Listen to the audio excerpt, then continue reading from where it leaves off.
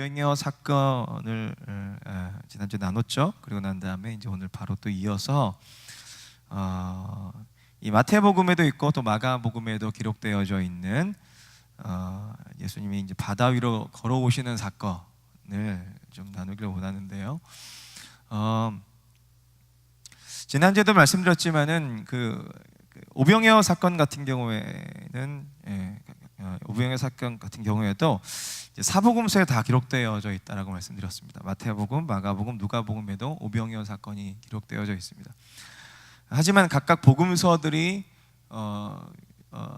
오병이어를 이렇게 다룰 때에 약간씩 또 다르고 또 어떤 그 복음서 안에서 각각 주시는 메시지가 다릅니다.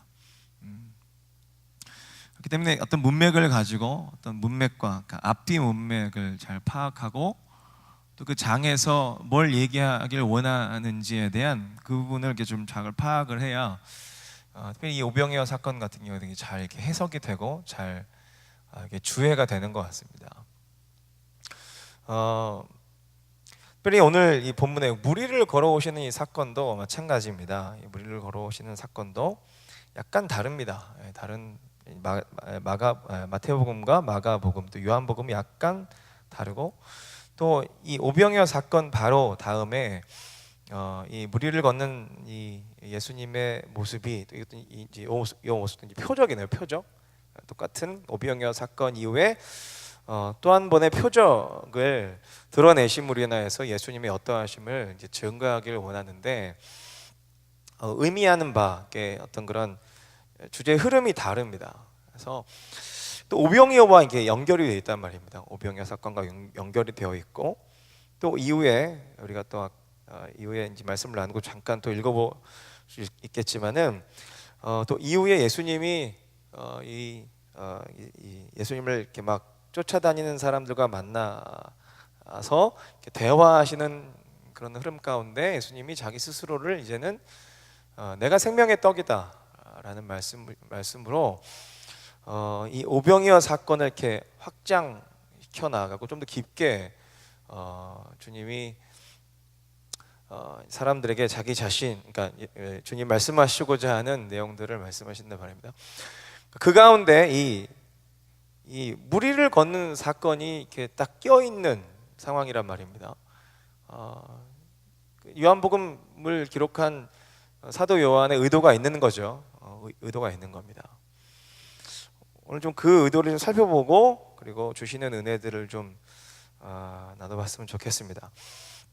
우리 지난주에 좀 나눴던 것처럼 이 5천 명인데 남자만 5천 명인데 어린 아이 뭐 여자들까지 합치면 한 2만 명 정도 된다 이렇게 말씀을 드렸었습니다.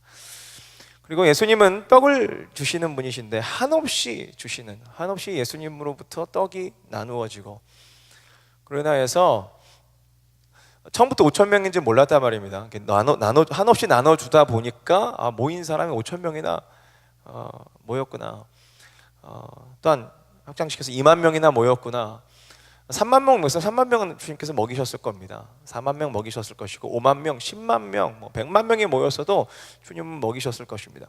그래서 오병이어 이 사건을 통해서 이 표적을 통해서 예수 그리스도가 어떻게 증거가 되어지느냐? 한없이 떡을 주시는 분.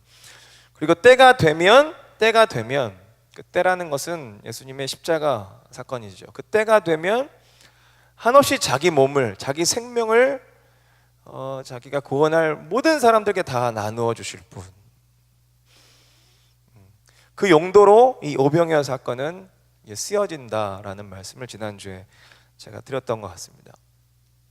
그런데 이 한없이 이 모인 사람들을 먹이셨죠.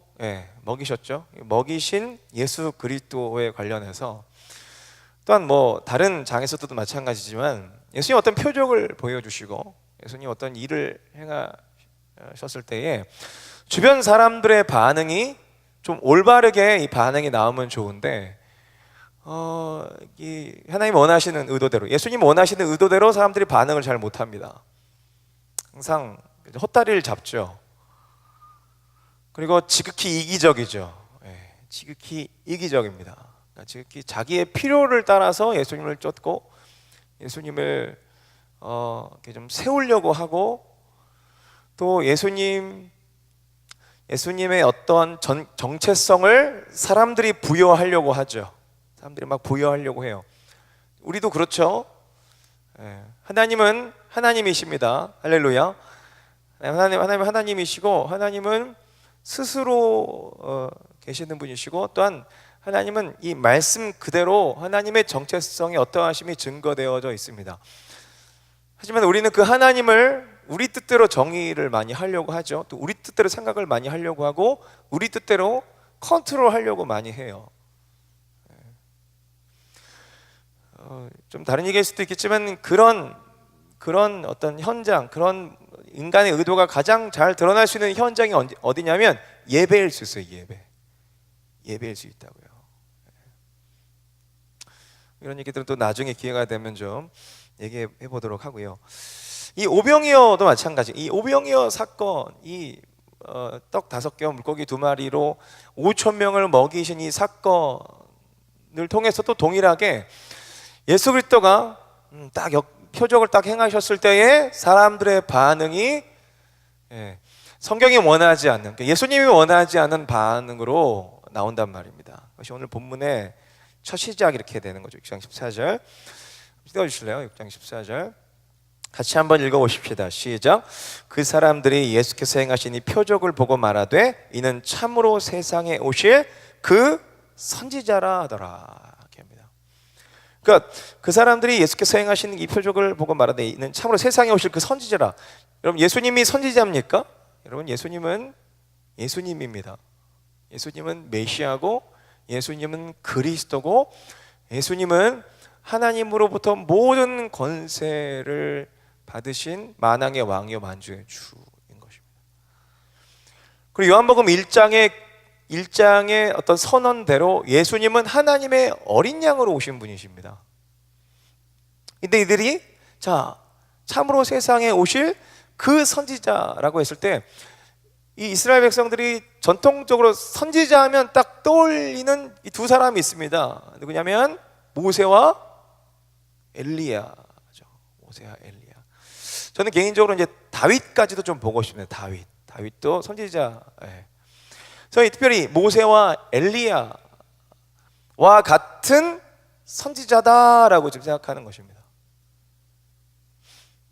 모세는 그들을 구출했죠. 이스라엘 백성들 구출한 아주 유력한 선지자잖아요. 엘리야도 마찬가지고요. 하지만 엘리야도 어마어마한 선지자지만 모세와 엘리야가 예수님과 비교할 수 있습니까? 비교할 수 없죠. 비교할 수 없습니다. 그래서 참으로 세상에 오실 그 선지자라 하더라 하면서 15절 같이 한번 읽어볼까요? 다시 한번. 자, 시작. 그러므로 예수께서 그들이 와서 자기를 억지로 붙들어 임금으로 삼으려는 줄 아시고 다시 혼자 산으로 떠나가시니라. 이 임금은 어떤 임금일까요? 그러니까 자기네들의 먹을거리, 배고픔을 해결해 줄 정도의 수준, 그러니까 육적인 먹을 거를 해결해 줄 정도의 수준에서의 왕으로 생각하는 거예요. 임금으로 생각하는 거고, 그냥 모세와 엘리야와 같은 유한한 인간 수준에서의 선지자요, 왕이요, 우리를 자기네들을 정치적으로 구원해 줄 정도의 선지자요, 임금, 왕 정도로 생각을 하고 있는 거예요. 그러니까 인간적으로 아무리 이 수식어를 붙인다고 해도 예수님을 선지자라고 얘기하면 안 되죠. 예수님을 그냥 세상 수준에서의 어떤 임금 정도로만 규정을 하면 안 되죠. 그들이 생각했던 모세, 그들이 생각했던 엘리야, 또한 그들이 생각하는 다윗도 사람이잖아요. 사람. 유한한 한계를 가지고 있는 사람이잖아요. 그들이 그들에게 오병이어를 줬을 때 그들이 5,000명 먹일 수 있어요? 축사에서 5,000명 먹일 수 있는 사람들이었습니까? 이후에 나오겠지만 모세가 만나를 내렸습니까? 아니죠. 만나를 하나님이 내려주셨죠. 만나를 비를 엘리야가 길에서 비가 내렸습니까? 아니죠. 하나님이 비를 내려주신 거죠. 하나님이. 다윗이 세상을 다 정복하고 세상을 다 다윗 같은 나라를 항상 이스라엘 백성들 꿈꿨단 말이에요. 다윗이 세상을 정복했어요? 아니죠. 하나님이 길을 열어주셔서 다윗이 세상을 평정할 수 있었던 거죠. 그러니까 이들은 예수님을 그냥 선지자다, 이런 정도의 수준에서 어떤 선지자다, 임금이라고 딱 규정을 하는 그 순간, 그 순간, 자, 사도 요한은 그거 아니다라는 거죠. 오늘 본문의 사건을, 본문의 표적을 통해서 그거 아니다. 이 주님은 너네들에게서 선지자로 불릴 만한, 임금이라고 불릴 만한 정도의 수준의 분이 아니다라는 거죠. 요한복음 6장에서 오병이어와 이 무리를 걷는 표적의 사건이 연결될 수 있는 이런 어떤 흐름. 자, 이런 흐름 가운데 자, 16절 우리가 잘 아는, 자, 저물매 제자들이 바다에 내려가서 배를 타고 바다를 건너. 자, 일단은 이렇게 사람들이 선지자로 막 세우려고 하고 임금을 세우려고 하니까 예수님이 도망가시죠. 혼자 산으로 떠나가 버리시죠. 왜냐하면 자기는 그렇게 오시지 않았거든요. 일단 예수님은 스스로 선지자 정도가 아니거든요. 일단 정치적으로 이들을 구원할 목적으로 임금으로 세워지시기 위해서 오신 분이 아니라 하나님의 어린 양으로, 생명의 떡으로, 미리 말씀드리면 생명의 떡으로 이들에게 자신의 살과 자신의 피를 주시기 위해서 오신 예수님이시기 때문에 그들의 추종, 그들의 선언을 거부하고 산으로 들어가시는 거예요. 자, 16절 저물매 제자들이 바다에 내려가서 배를 타고 바다를 건너 가버나움으로 가는데 이미 어두웠고 예수는 아직 그들에게 오시지 아니하셨더니, 사건이 일어나죠. 18절 큰 바람이 불어 파도가 일어나더라. 제자들이 노를 저어 10여리쯤 가다가 예수께서 자, 바다 위로 걸어 배에 가까이 오심을 보고 두려워하거늘. 자, 사람들은 선지자라고 얘기하는데, 임금이라고 얘기하는데, 자, 바다 위를 걸어오시는 예수님으로 증거가 되어지는 거예요. 이 요한복음의 이 표적을 요한 사도 요한이 편집을 하는데 이제 이런 식으로 편집을 하는 거예요. 예수님은 선지자 정도가 아니다. 임금 정도가 아니다. 그분은 바다 위를 걸어오시는 분이시다. 전통적으로 특별히 요한복음도 그렇고 이제 사도 요한이 쓴 요한계시록도 그렇고, 전통적으로 이 바다라는 이 개념은 어떤 그런 심판, 그러니까 죽음, 음부와 같은 곳, 죽은 자들이 이 바다 속에 들어가 있는 곳, 사망이 있는 곳, 전통적으로 해석이 그렇습니다. 바다라는 의미 자체가. 그래서 구약 시대도 보면, 자, 노아 시대 때, 자, 홍수로 다 심판해 버리죠. 사람들을 물로 다 심판해 버리죠.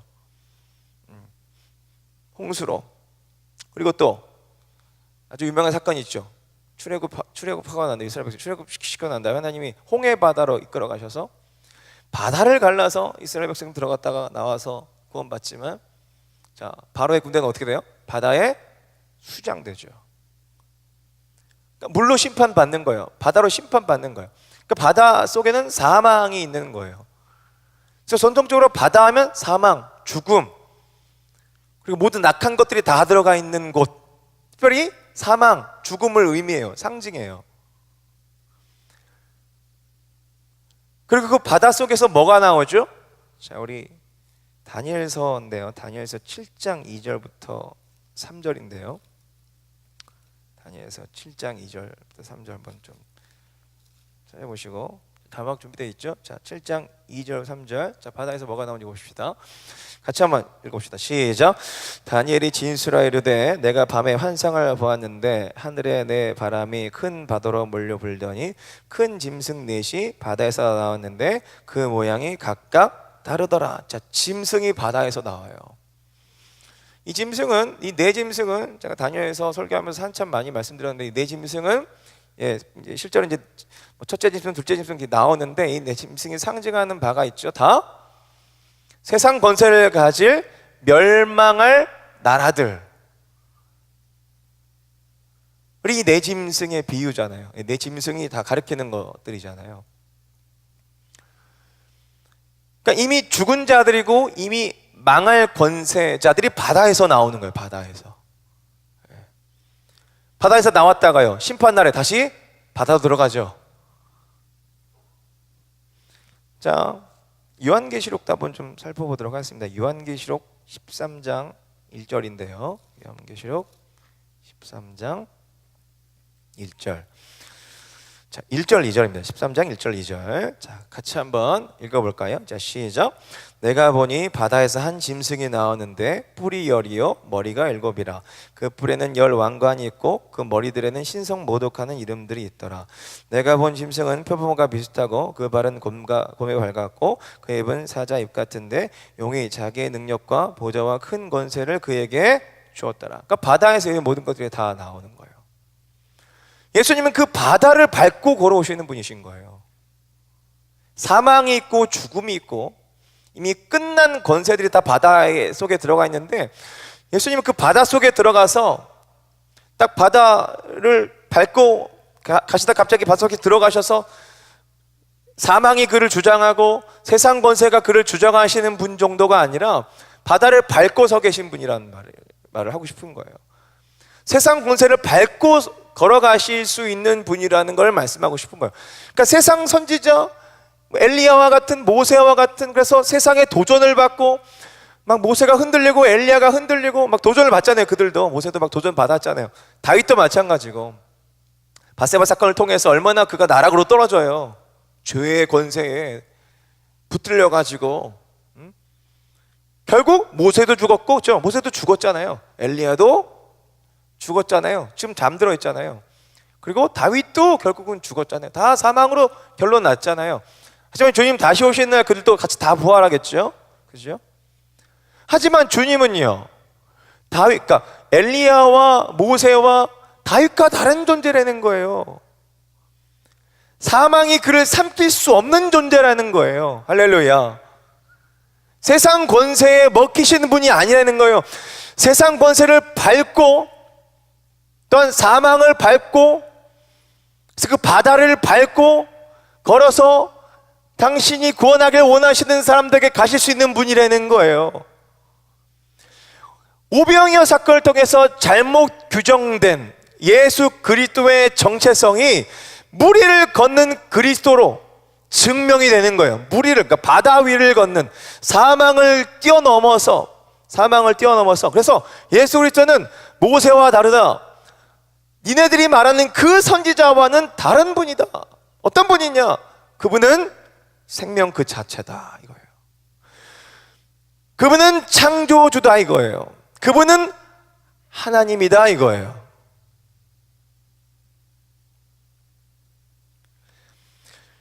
그래서 이 맥락이 어디랑 연결되냐면 요한복음 1장의 선언과 이 맥락이 이어지는 거예요. 요한복음 1장에서의 선언이 뭡니까? 예수 그리스도는 빛이다. 할렐루야.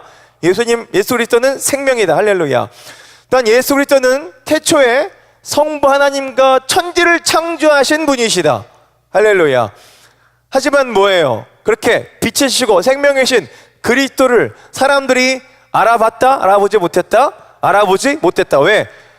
사람들은 어둠이니까, 어둠 가운데 붙잡혀 있으니까. 어둠 가운데 붙잡혀 있는 그들을 빛 되시고 생명 되신 예수 그리스도가 그들의 눈을 열어주시는 거 아니에요? 지금 그 작업을 하시는 거예요. 지금 그 작업을 하시는 거라고요. 그런데 예수 그리스도가 십자가에 달려 돌아가시고, 십자가에 달려 돌아가시고 부활하기까지 제자들이, 일단 부활 승천해서 성령을 받기까지 제자들이, 또한 주의 부름 받은 사람들이 깨닫지 못하죠. 깨닫지 못해요.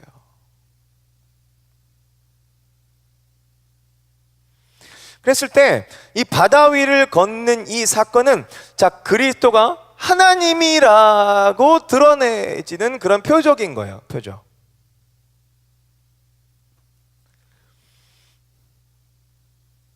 그래서 6장에서의 그 선지자다라는 이 선언이 아니다. 선지자 정도가 아니다. 사망 권세를 밟고 계시는, 그래서 절대 생명, 절대 주권자이신 하나님이시다 있다라는 거를, 자, 이 무리를 걸어오는, 그러니까 바다를 걸어오시는, 바다를 밟고 건너오셔서 제자들에게 오시는, 그리고 이 제자들이 자, 생명이 쉬고 그 바다를 걸어서 모든 세상 권세를 밟고 걸어오시는 예수 그리스도를 영접하죠. 6장 21절. 6장 21절 띄워주세요. 6장 21절. 자, 같이 한번 읽어볼까요? 시작. 이에 기뻐서 배로 영접하니 배는 곧 그들이 가려던 땅에 이르렀더라. 이렇게 되는 거예요. 그러니까 그리스도를 영접하니, 생명이신 그 그리스도를 영접하니 그들이 가려던 땅에 그들이 가는 거예요.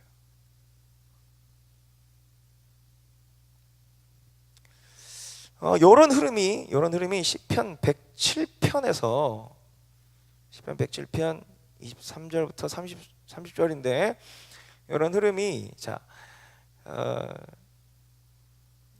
이런 흐름이 그대로 나오는 본문이 있더라고요. 시편 107편 23절부터 30절인데, 하나님의 하시는 일인 거예요. 하나님의 하시는 일을 시편 기자가 기록해 놨는데, 제가 이 본문 관련해서 막 설교 준비를 하다가 어떤 전도사님과 강도사님인 것 같아요.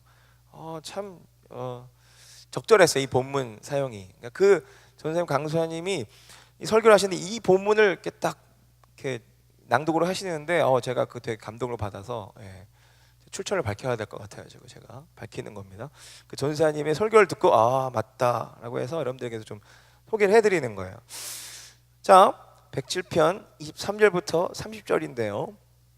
제가 한번 좀 읽어볼 테니까 천천히 한번 좀 따라와 보십시오. 자, 배들을 바다에 띄우며 큰 물에서 일을 하는 자는 여호와께서 행하신 일들과 그의 기이한 일들을 깊은 바다에서 보나니, 여호와께서 명령하신즉 광풍이 일어나 바다 물결을 일으키는도다.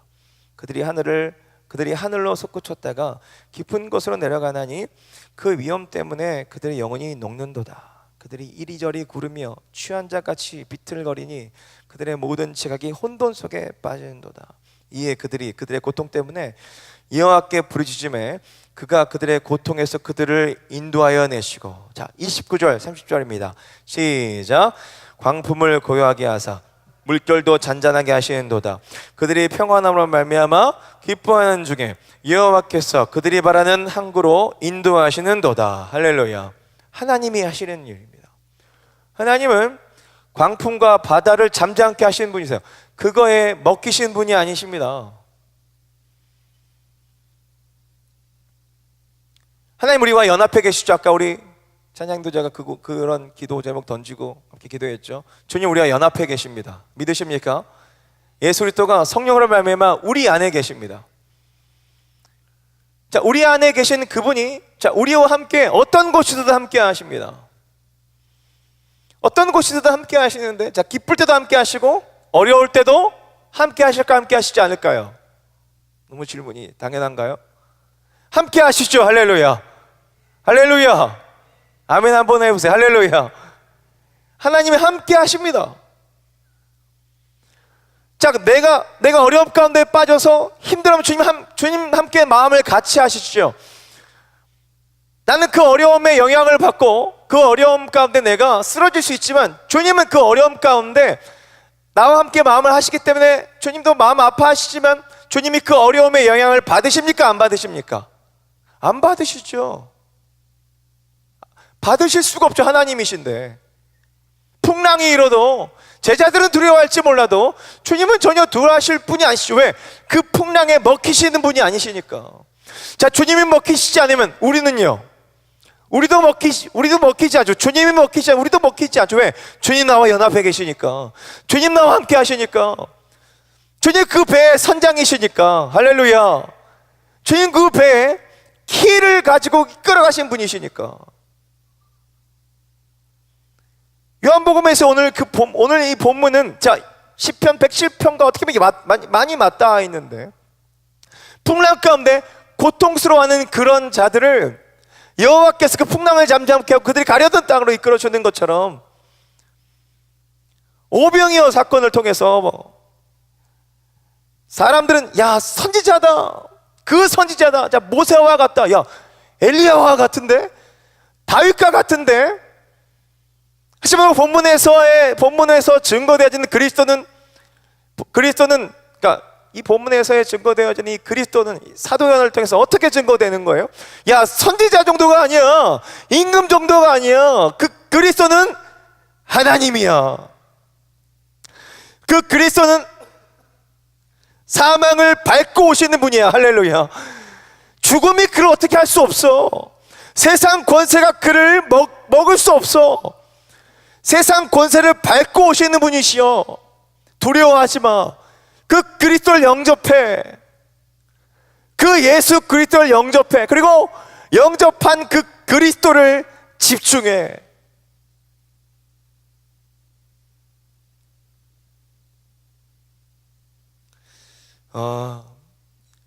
요즘에 그 미투 운동이죠. 미투 운동이 막 일어나고 있죠. 너무 안타까워요. 너무 안타까운 상황인 것 같아요. 그냥 다 안타까워요. 인간이 이렇게 연약할 수 있구나. 또한 인간이 이렇게 악할 수 있구나. 누구도 안전하지 못하다. 누구도 온전하지 못하다. 우리가 이렇게 믿었던 사람들이 그렇게 쓰러지고, 이것이 비단 뭐 정치계, 뭐 문화 예술계에만 이런 부분들이 적용되겠습니까? 아니죠. 지금 우리 교회 안에서도 막 일어나는 일들이잖아요.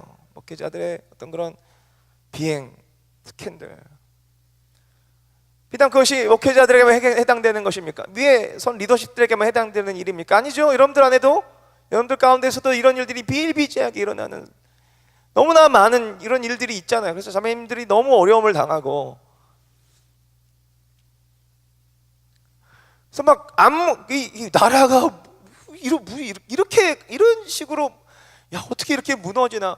이렇게 무너지지 않은 영역 다 무너져 있는, 다 무너져 있고, 이 가운데서 공의를 얘기하는 것이 너무, 야, 이거 뭐 그렇게 얘기하는 나는 괜찮나 막 돌아보게 되고. 그래서 뭐가 보이냐면, 저는 그런 것들이 보이는 거예요. 어떤 인사이트가 생기냐면, 야, 하나님은 흔들어 놓으시는구나. 막 흔들어 놓으시는 것들이 보여요. 그래서 막 흔들어 놓으면 어떻게 돼요? 다 무너지고 쓰러지고 밟히고.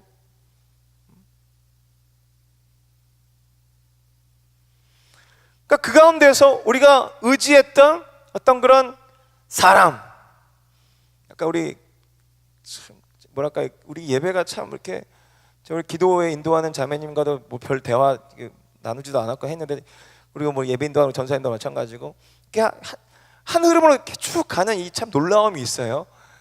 아까 우리 자매님 기도 인도할 때 그런 기도 인도 기억나는데, 사람에게 실망하고, 그래서 사람 의지할 게 아니고, 그러니까 이런 것들이 점점 확신으로 다가오는 거 있죠. 아, 사람 믿을 게 못 되는구나. 사람 의지할 게 못 되는구나. 그럼 저도 사람이잖아요. 아, 나도 나를 믿을 수 없구나.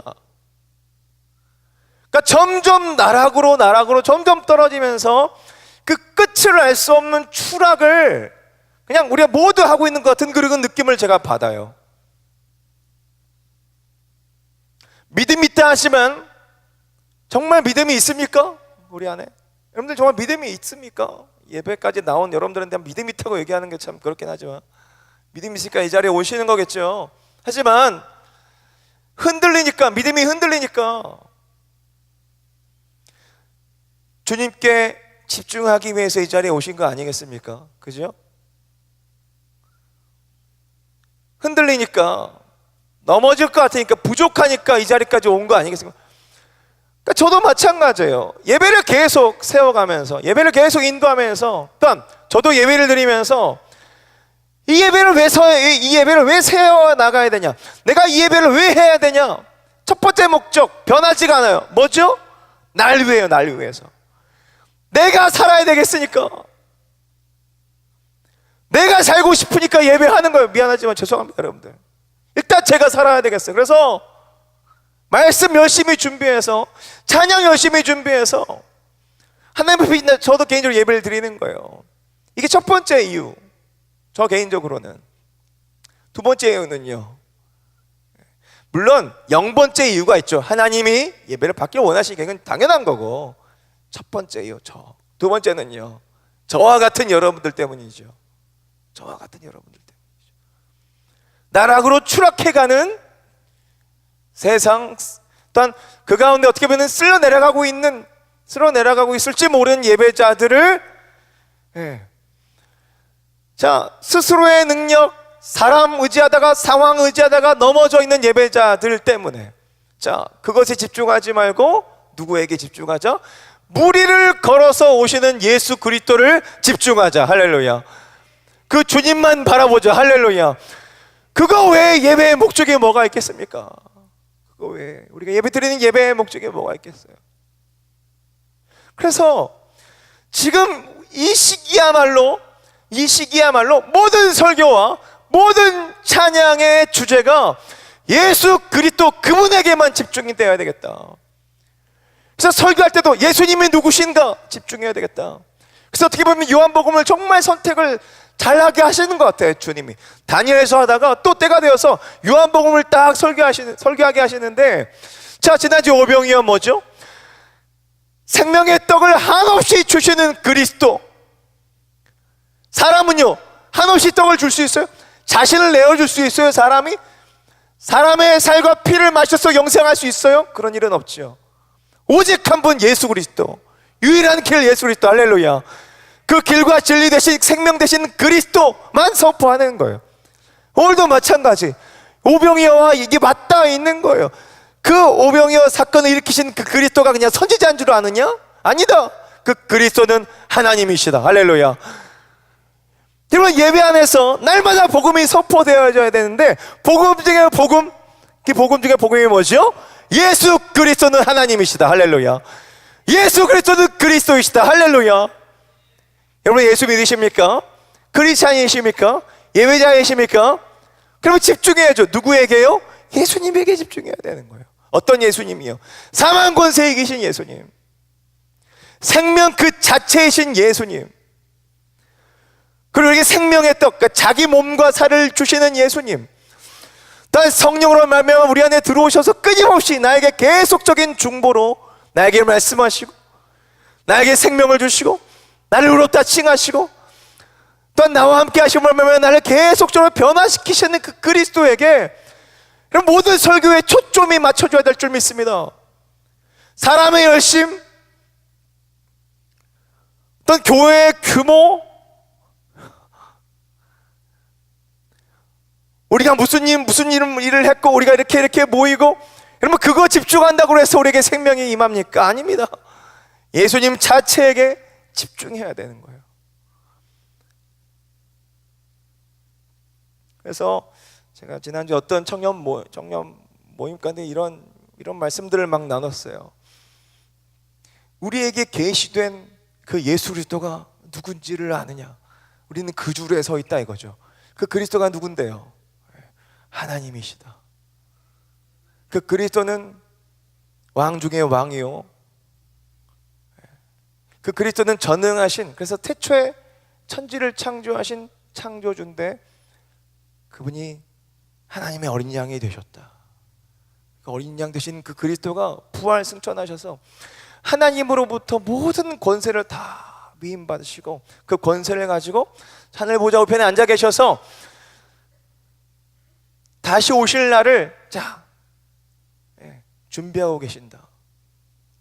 다시 오실 그리스도는 이 땅 가운데 하나님 나라를 세우실 텐데, 그럼 저는 개인적으로는 지금만큼 진짜 주님 빨리 오셨으면 좋겠다라는 그 마음이 너무나 충만하고, 주님 오실 날을 너무나 기다리게 되는 그런 하루를 사실 저는 보내고 있는데, 그런 상황에서 내가 집중해야 될 그 그리스도, 내가 바라봐야 될 그리스도에 관련해서 끊임없이 성경 안에서 막 증거를 찾으려고 막 애를 쓰고 있습니다.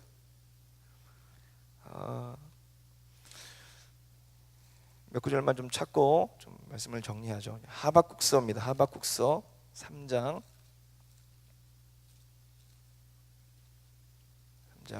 1절부터 좀 긴데 15절인데요. 하박국서 3장 1절부터 15절까지인데, 하박국이 자, 하나님 어떻게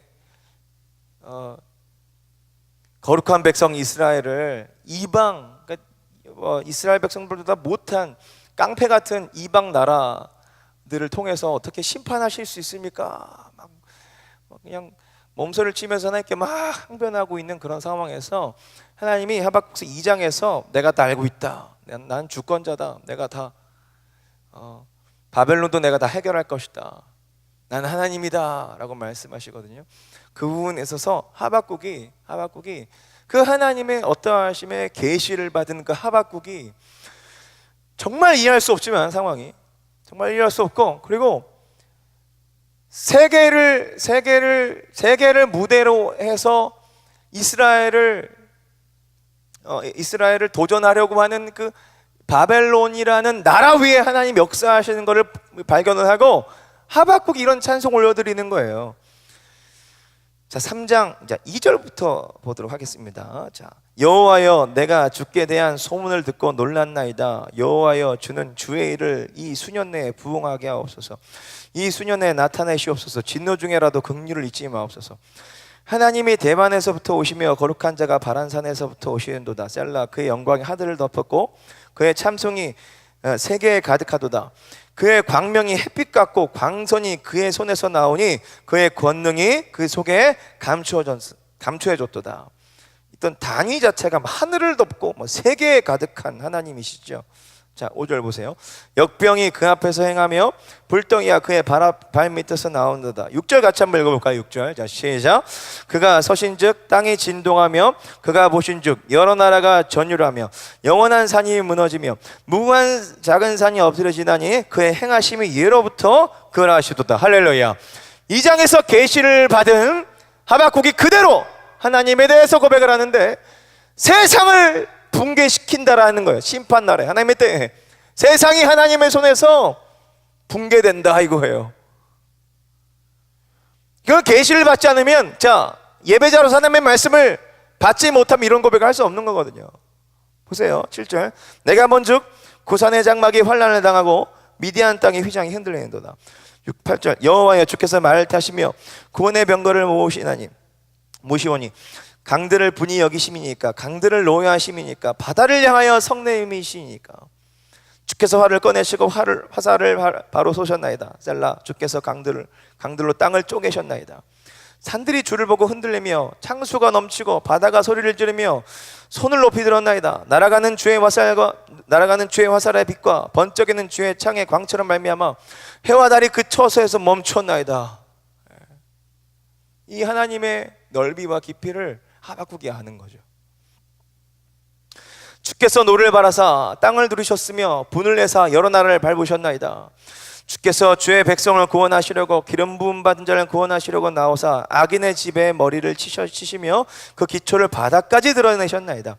그들이 회오리 바람처럼 이르러 나를 삼트며 흩트리하며 가만히 가난한 자 삼키기를 즐거워하나 오직 주께서 그들의 전사의 머리를 그들의 창으로 찌르셨나이다. 15절 같이 한번 읽어볼까요? 15절 시작. 주께서 말을 타시고 바다 곧 큰 물의 파도를 밟으셨나이다. 할렐루야. 할렐루야. 바다를 밟으시는 하나님, 모든 사망 권세 위에 계시는 하나님. 계시록을 한번 가보자. 계시록 20장입니다. 계시록 20장.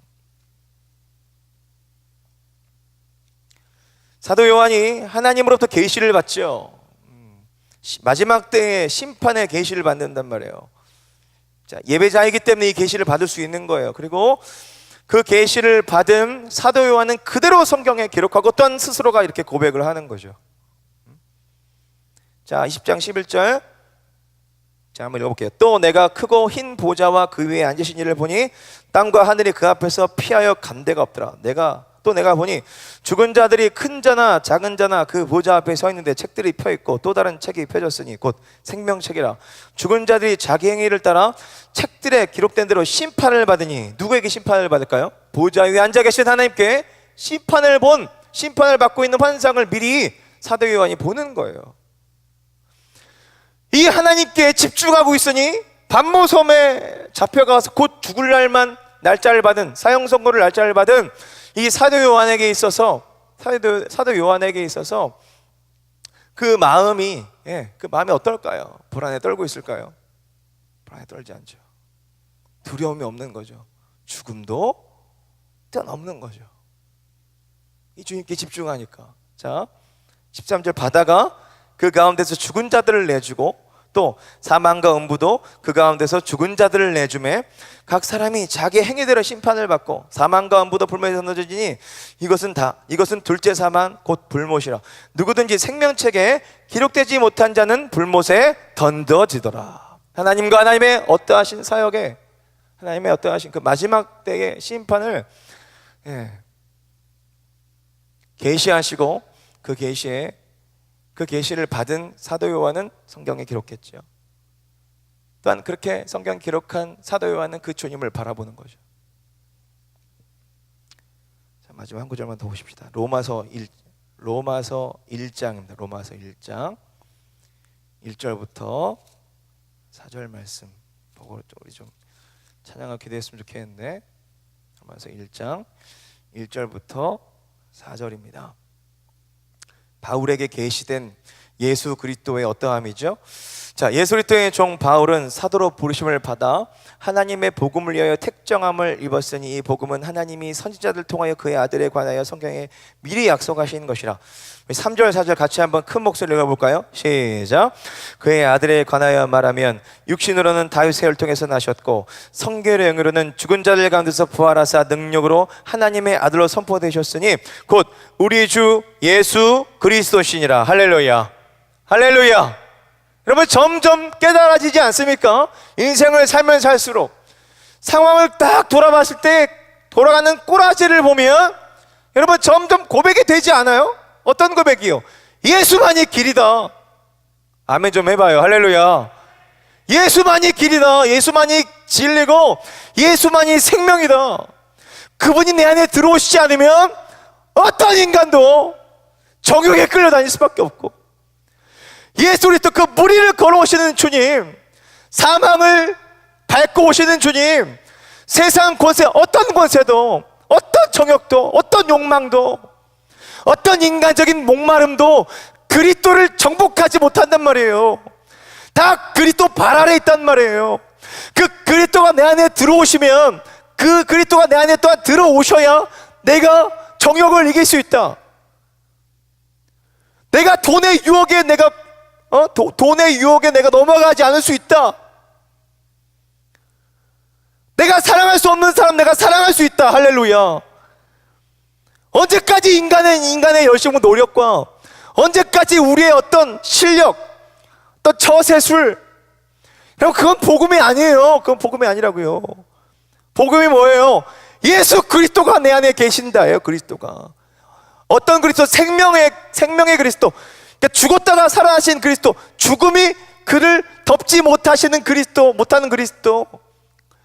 그 그리스도가 내 안에 계시고 그 성령의 권능이 아니면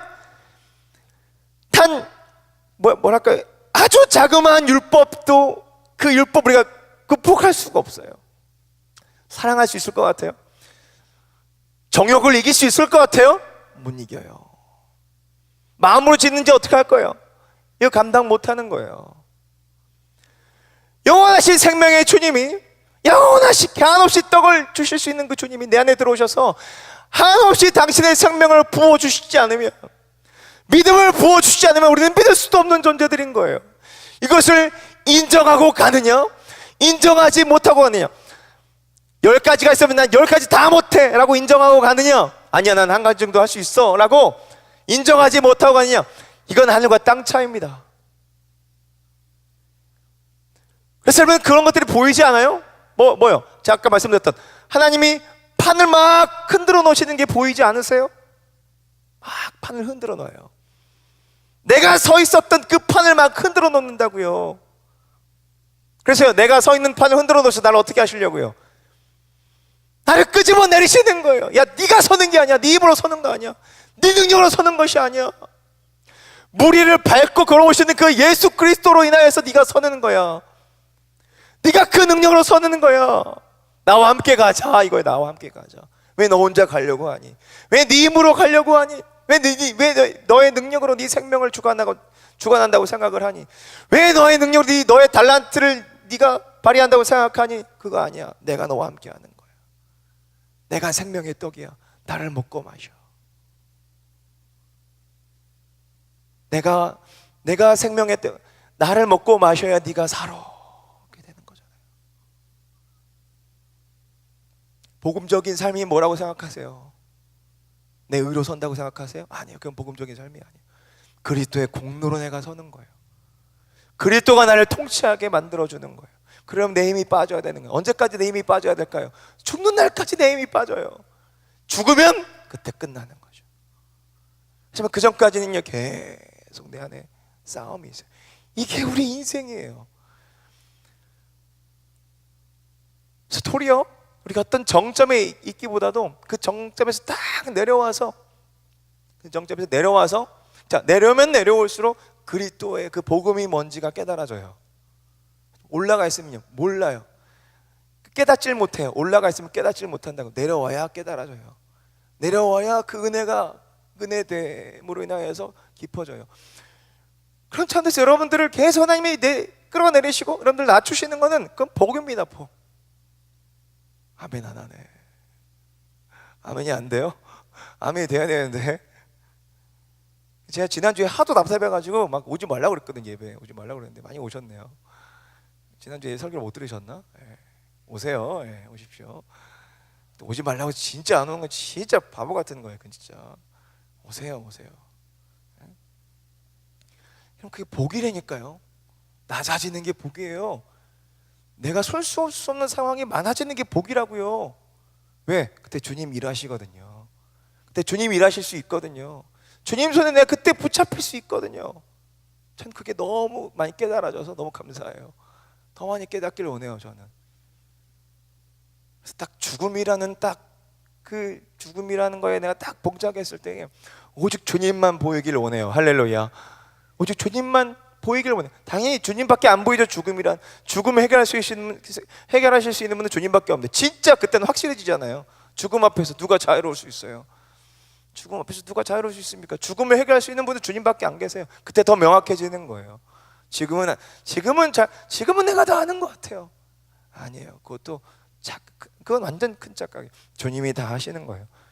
주님이 우리에게 생명 주시고 지금 나와 함께서 의지와 능력을 주시고 성령의 권능을 날 주장하시니 내가 죄도 안 지을 수 있는 거예요. 뭐라고 할 게 아니에요. 다른 사람 뭐라고 할 게 아니에요. 다니엘서 설교할 때 그런 설교했었던 건 다니엘서 3장에 4장 느부갓네살 왕이 혼이 떠나버려요. 그러니까 누가 그 혼을 가져가 버리신 줄 아세요? 하나님이 그 혼을 가져가 버려요. 동물처럼 바닥을 기어요. 느부갓네살 왕이 풀을 뜯어 먹어요. 혼이 나가서 미쳐가지고 때가 돼서 하나님이 그에게 혼을 다시 주십니다. 다시 그의 정신을 돌이키십니다. 그때 느부갓네살이 하나님을 경배하기 시작해요. 하나님이 나를 죽이시기도 하고 하나님이 나를 살리시기도 하시는 거예요. 바닥까지 가보니까 깨닫기 시작하는 거예요. 하나님을 경배하게 돼요. 그때 세계를 제패하는 왕이 하나님께 경배하고 하나님을 왕으로 모시고 하나님을 예배하는 예배자로 바뀌더라고요. 그 과정을 지금 밟고 계시는 거예요, 여러분. 얘기만 잠깐 하고 우리 찬양하죠. 디셀프스를 하면서 또한 2008년도에 제가 리더가 돼서 정말 많은 예배자들과 함께 막 예배를 하고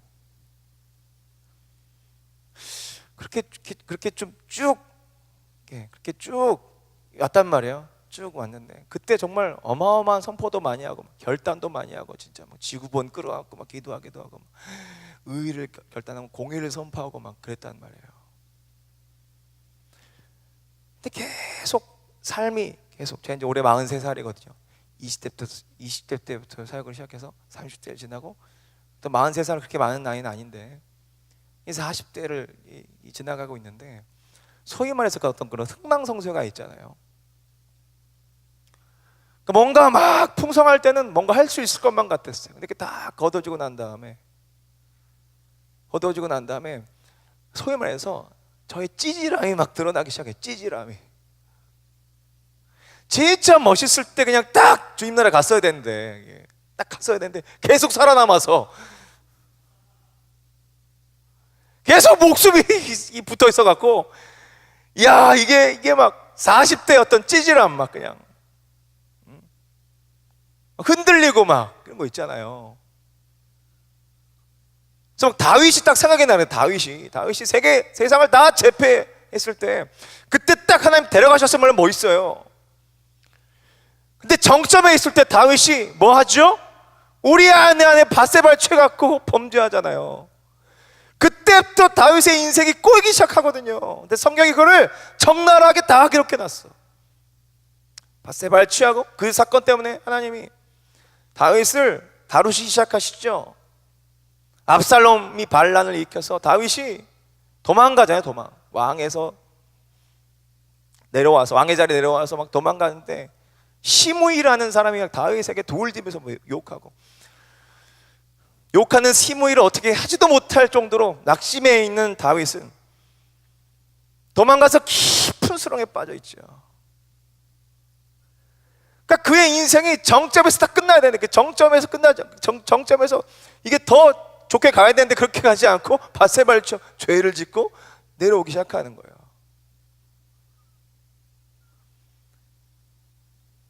그러니까 인생이 그런 거예요. 뭔가 멋있게 살다가 멋있게 가야 되는데 계속 멋있지가 않아. 올라갔다가 내려오기 시작하는 거야. 그러니까 되게 찌질해지는 거야. 믿음이 계속 좋아야 되는데 계속 좋아지지가 않아. 찌질해지는 거야. 그래서 깨닫는 거죠. 야, 내 열심, 내 결단, 나는 이 정도밖에 안 되는구나. 그러니까 주님 나와 함께 하시지 않으면 나는 그냥 올라갔다 내려올 수 있는, 그래서 돈에 타협할 수 있는, 상황에 타협할 수 있는, 내 감정에 타협할 수 있는 사람이구나. 내가 예배를 지키는 것도 주님 길을 열으셔야 예배를 지킬 수 있겠구나. 가정을 지키는 것도 주님 붙들어 주셔야 가정을 지킬 수 있겠구나. 그러니까 점점 이런 식이 되니까 누구에게 계속 집중하게 되는 거예요? 예수님에게만 집중하게 되는 거예요. 그분이 어떤 분이신지가 중요한 거예요. 할렐루야. 상황이 아니라 그분이 어떤 분이신가, 그분이 지금 무슨 일을 하고 계시는 거가 중요한 거예요. 그거에 집중하세요. 지금은 우리가 그렇게 그분께 집중해야 될 때예요. 잠잠히 좀 있을 때, 뭐라고 말하기 전에. 신학교들도 지금 다 무너지고 있어요. 신학교들도 다 그냥 수업도 못하고 막 넘어지고, 막 신학교를 구해야 된다고 구호가 올라오고 있고 다 넘어지고 뭐 그냥 다 쓰러지고 있어요. 지금 우리는 여기에서 막 벌렸던 입을 좀 닫고 잠잠히 주님께 주님 말씀에 귀를 기울이고, 또 말씀을 전하는 자는 말씀을 전하는 자는 주님이 말씀하신 대로 전하려고 애를 쓰고, 그래서 잠잠히 주님의 때를 지금 기다려야 될 때예요. 주님께 집중하며 주님의 때를 기다려야 될 때예요. 여러분, 늪에 빠지면 어떻게 되죠? 늪에 빠지면 발버둥 치면 칠수록 늪에 빠지는 겁니다. 외부에서 나를 끄집어내주지 않으면 빠져 죽는 거예요. 그 구원의 손을 우리는 기다려야 될 때예요. 부흥의 파도를 우리가 일으킨다고 해서 절대 부흥이 오지 않아요. 주님이 부흥의 파도를 일으켜 주셔야 되는 거예요. 우리 인생도 마찬가지입니다. 두 손 높이 들고 주님께 손잡아달라고, 이미 주님 손잡고 계시죠? 끄집어 달라고 기도하세요. 나를 구원해 달라고 기도하세요. 할렐루야.